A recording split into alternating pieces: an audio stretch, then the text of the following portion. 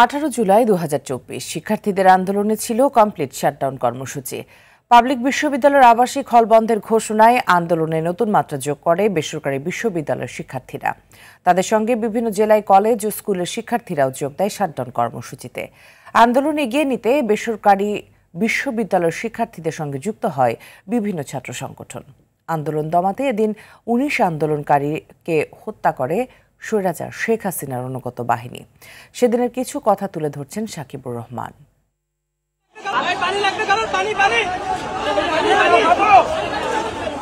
সারা দেশের মানুষের কাছে বেসরকারি বিশ্ববিদ্যালয়ের শিক্ষার্থী মীর মাহফুজুর রহমান মুগ্ধের এই ভিডিও ব্যাপক সাড়া দেয়। কোটা সংস্কার নিয়ে চলমান আন্দোলন ধীরে ধীরে রূপ নিতে থাকে সহিংসতায়।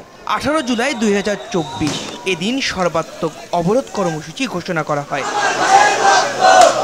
এদিন মূলত আন্দোলন টিকিয়ে রাখে বেসরকারি বিশ্ববিদ্যালয়ের শিক্ষার্থীরা।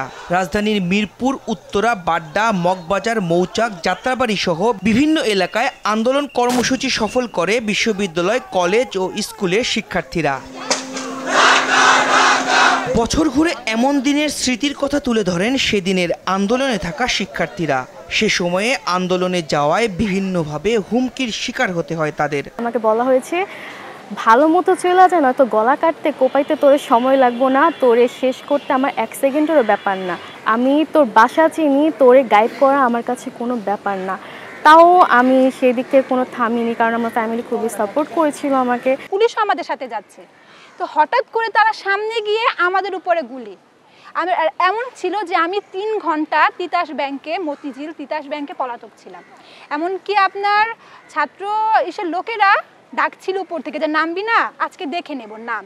তো 3 ঘন্টা আমার পলাতক থাকতে হয়েছে। কোটা সংস্কার নিয়ে শুরু হওয়া আন্দোলনে যখন পাবলিক বিশ্ববিদ্যালয়ের হল বন্ধ করে দেয়া হয়, সে সময় সবথেকে বড় ভূমিকা রাখে বেসরকারি বিশ্ববিদ্যালয়ের শিক্ষার্থীরা।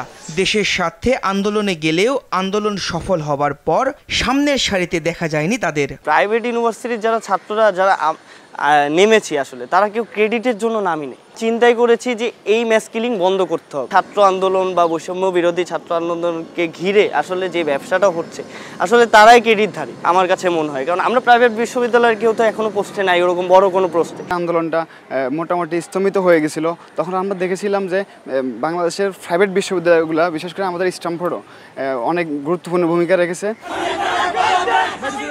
বিশ্ববিদ্যালয়ের হল বন্ধ হয়ে যাওয়ায় আন্দোলনকে গতি দিতে রাজনৈতিক দলের, ছাত্র সংগঠনের নেতারা রাজধানীর বিভিন্ন পয়েন্টে অবস্থান নেয়। কাঁধে কাঁধ মিলিয়ে চলে আন্দোলন। 18 তারিখ তো বের হওয়ার কোনো সুযোগ আলটিমেটলি নাই।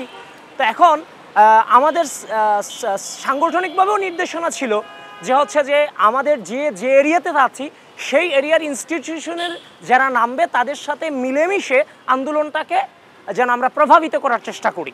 চলমান আন্দোলনে এদিন বিটিভির প্রধান কার্যালয়ে হামলা চালানো হয়। এছাড়াও মহাখালী দুর্যোগ ব্যবস্থাপনা অধিদপ্তর ভবন ও বিআরটিএ ভবনে হামলা ও অগ্নিসংযোগের ঘটনা ঘটে। শিক্ষার্থীদের আন্দোলন দমাতে সামাজিক যোগাযোগ মাধ্যম বন্ধ করে দেয় তৎকালীন আওয়ামী লীগ সরকার। ফেসবুক, ইউটিউব, গুগল, টিকটক সবাইকে আবারও বলে দিচ্ছি, তারা পার্সোনালিও আমাকে মেসেজ করেছে, অফিসিয়ালিও ইমেল দিয়েছে। বিভিন্ন গণমাধ্যমে উঠে আসে 18 জুলাই সংঘর্ষে 19 জন শিক্ষার্থী সহ জনতা নিহত হয়। রেসিডেন্সিয়াল মডেল কলেজের ছাত্র ফারহান ফাইয়াজ কিংবা মুগ্ধ ছাড়াও নাম জানা বা না জানা অনেক শিক্ষার্থীদের জীবনের বিনিময়ে নতুন বাংলাদেশের সূচনা হলেও কাঙ্ক্ষিত সেই বাংলাদেশ এখনো না পাওয়ার আক্ষেপ বেসরকারি বিশ্ববিদ্যালয় ও স্কুল কলেজের শিক্ষার্থীদের। সাকিবুর রহমান, RTV, ঢাকা।